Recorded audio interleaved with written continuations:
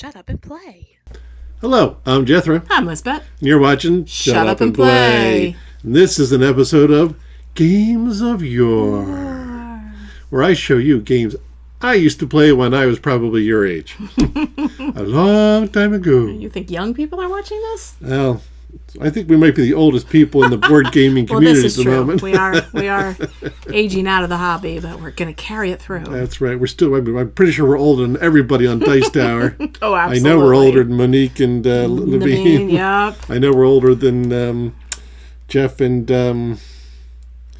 Foster the Meeple. Foster the Meeple. And Thinker Themer. We're definitely older than Thinker Themer. Yeah. Anyways. Anyway. Games of Yore. Games of Yore. What Games do you I have used for us to play. today, Jethro? Ooh. Starfleet Battles, Volume 1. Upside down. Starfleet Battles, Volume 1. Nice. I know, right? Starfleet Battles, Volume 1. But that's not all. I say, is there more? Da, da, da, da, da, da, da. There's always more. Da, da, da, da, da, da, da. Starfleet Battles, Volume 2. That's what more means. That's what more means. There's always more. That's what more means. That's right. We're looking at Starfleet Battles, Volumes 1 and Volume 2. Let's go ahead and give you the view of the board. Oh, look at that board. That is just little black hexes. There are many, many, many, many, many, many hexes. And this is the game board. Not much to it. But that's okay. What it lacks in game board, it certainly makes up for in rulebook. Rulebook. So this is Starfleet Commander's Rulebook. Starfleet Battles Commander's Rulebook. Quarter of an inch thick. It's about a quarter of an inch thick. This is not a game you took too lightly. This is a game you devoted a large amount of time, energy, and probably any hopes of ever dating in high school and college to take care of this book. And this book was, teeny tiny print. Teeny tiny print. Wow. And it teaches you how to do everything, how to make turns, how to go forward and backwards, how to warp, how to fight, how to go forward. You put one foot in front of the other. And soon you'll be walking out the door. It's going forward. Da-da-da-da. You never get where you're going. Sorry. This talks about how to distract him so easily. I'm so sorry. I am easily distracted. Squirrel. So this game tells you how to do shields, how to do combat, how to do firing arcs, scanning. I mean, you had to do it all. Let me tell you something. If you ever played Starfleet Battles and then you got warped into a Starfleet ship, you'd be able to fly it without a problem. Just like Sky Team makes it so that we could land an airplane? Exactly the same. This book had everything. You had to handle everything there was to handle on a ship. And it taught you how to do it. And it has to do with look at this rule book. You spent some time on this thing. Is that rule book just for Volume 1? Yeah. Oh, no. This is just straight up Volume 1, yes. Okay. And what you also... Oh, look, charts. Here's your damage allocation chart. Let's see here. Here's your damage allocation chart, your commander level consolidation turn mode chart. Print these charts too? Hold on. Oh. And the word chart on look, more charts. These are your different fleet charts and movement costs and everything else. But you say, okay, this is a book to how to do it, but what kind of ships can I drive? Well, that's an easy question. Lisbeth, hand me the top thing right there. Chart. This is your SSD sheets. This is your Starfleet Battles Commanders Edition Volume 1. Here's your 32 impulse movement chart. And you open it up, and here's some more charts. And here's your ships. You got a Federation Dreadnought. Let's see, how well can we see that? You got a Federation Dreadnought ship. You've got your command cruisers. But the deeper you go in here, you've got your starliners, your battle pods, your tugs. Uh-oh. And then you've got your Klingons. You've got your Bird of Praise and your other things. You've got your Dreadnought, Klingon Dreadnoughts. You got your Romulan... Klingon Dreadnoughts. And you got your Romulan KFSR class. Romulan Warbird Eagle. Check it out. You got your Tholians. There's your Tholians right there. And so did you pick a ship to play a game? You picked a ship or multiple ships. You can pick a couple of ships. Is this a 2-player game? 4-player game? Yes. Okay, 2 to 4 players. Could it be a 6-player game? Actually, I don't know. I think most we played it for was, it says 1, 2, or more. Okay. So as many people you as could want to read that rule book and learn how to play it, you can play You it. could have had a bunch of different ships doing battle. Oh yes, oh yeah. Okay. But what you had to do is you would pick a ship. Let's go ahead and pick, this is how you. These are your turn gauges for the Starliner turn gauges. So you had to figure out how to make the turns so your ship is facing the right direction. And here's some more of them. Here's some more turn gauges there. So what you would do is you'd pick a ship. Let's go ahead and pick. Actually, do I have a ship pulled out already? You do. You have this one. That's the Dreadnoughts. Okay, so obviously you made photocopies of this thing. What I actually ended up doing was I put it in sheet protectors. Can you give me one of the sheet protectors? Starbase. I put it in the sheet protector so I could write on it and erase it. Because, excuse me, what you had to do. That's not. There There you go. So yeah, it's actually too shiny. So what you have to do is you had a certain number of energy points you could allocate to a ship. And so you had to put those energy points onto your ship. So do you put more power to the shields? Do you put more power to the warp nacelles or the impulse nacelles? Do you put more power to the transporter? Because you only had a limited amount of power you could send out.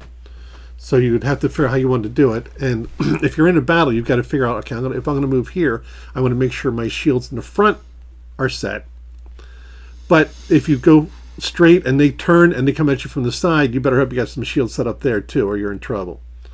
And that's what this game was just outthinking your opponent, and hopefully you set up your right energy and shields and things like that. You just had starship battles. And you just had starship battles, yeah. That's exactly what that was. And then you would put some emergency stuff there so that if you if somebody yelled, "Hey, we need more power, taking power from environmental controls and put it to the shields," you could do that.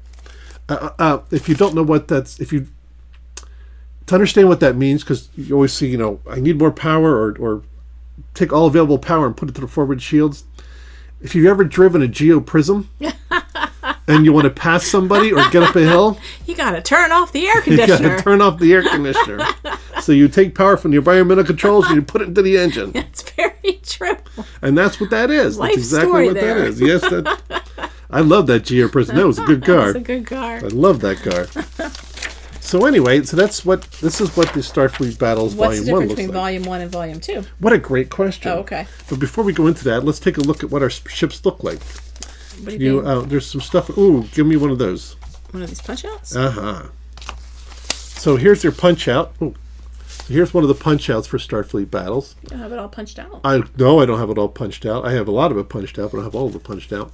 So these will be your different ships. Pieces. And your some pieces. Oh, teeny tiny dice. Yeah, teeny tiny dice. So these are some of your ships you've got there, and you can obviously put them on the board and you turn them and make them move forward and backwards, and you roll dice and all kinds of fun stuff like that. But again, you've got to make sure you got energy to the shields to make all that happen. And like Lizbeth was saying, here's all the little I don't know if you can tell this enough, but right there are two very little tiny dice. So when you think about those huge D20s and Yes. D whatevers, and then you got these teeny tiny little six-siders. Yeah, this game is not meant for people my age anymore.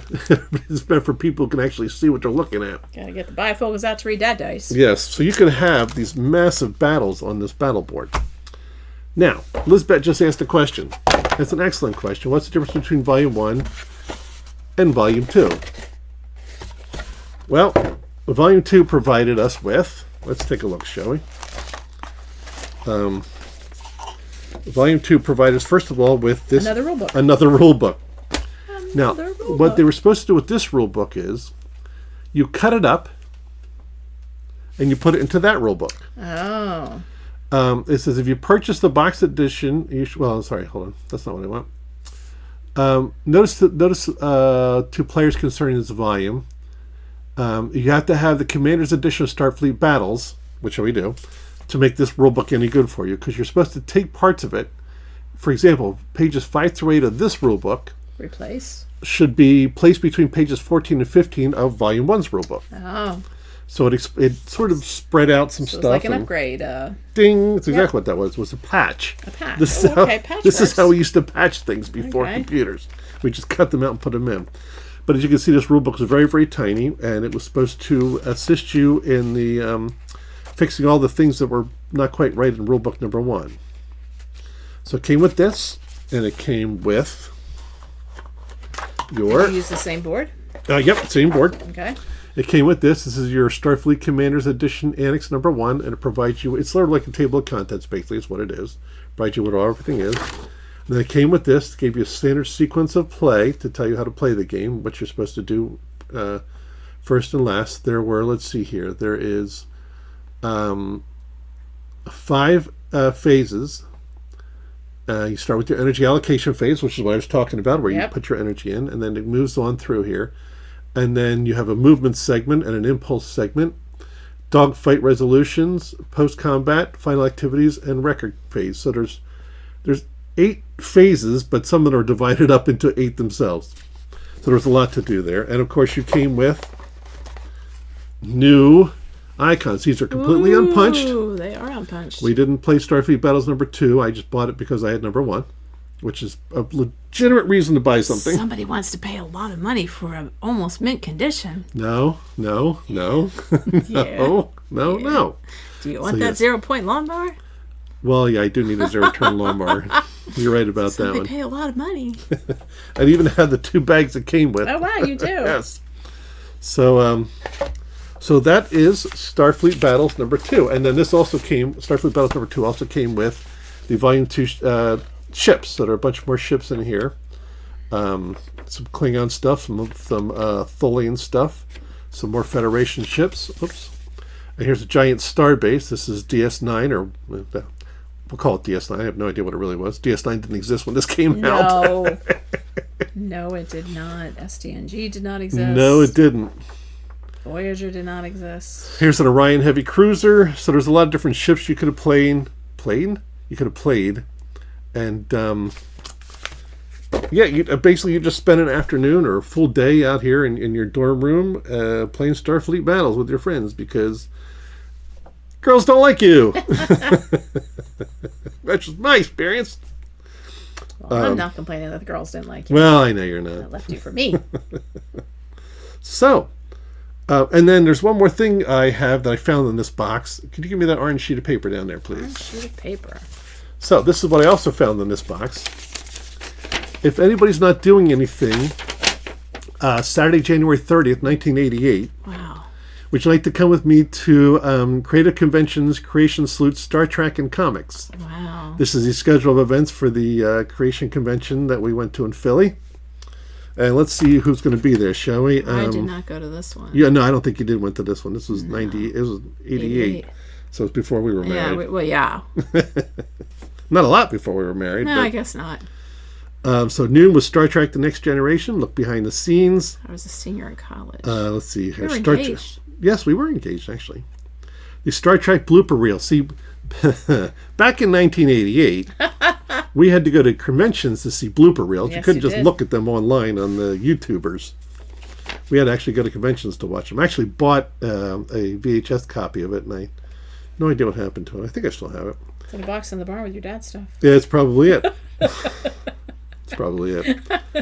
Oh, the Star Trek satellite competition. I used to do my checkoff when I was doing that. Oh, so I think this is the convention.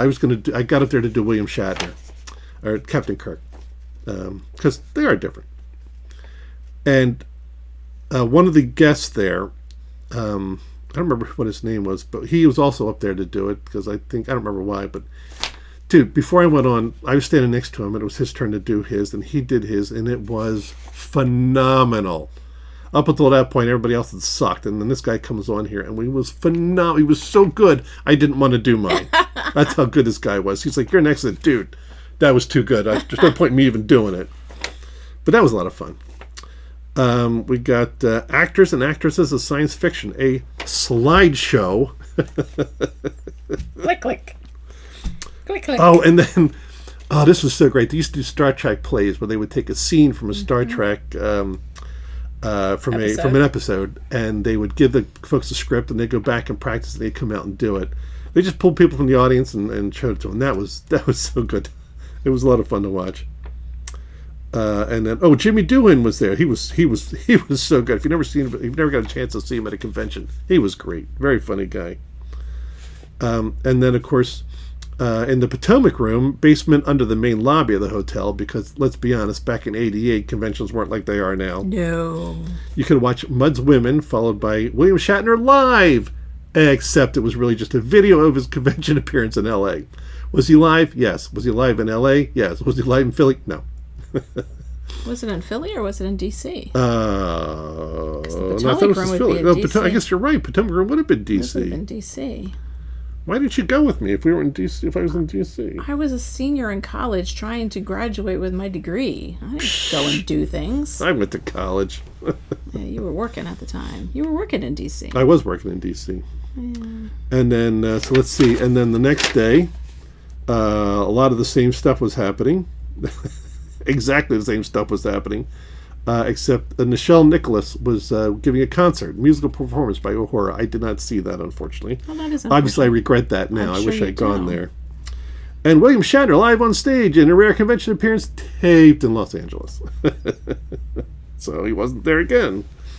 So if you're not doing anything January 31st, 1988, and you want to come with me to Creation Conventions, Go back in time. you are welcome to.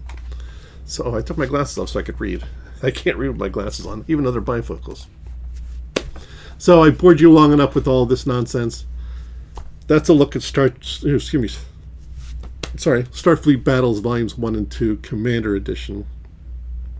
Spent a lot of time playing Volume 1.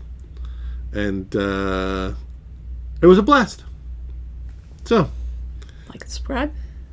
hey, yes, that'd be a great idea. If you don't mind liking and subscribing to this channel, that'd be awesome. We would appreciate that tremendously. We would.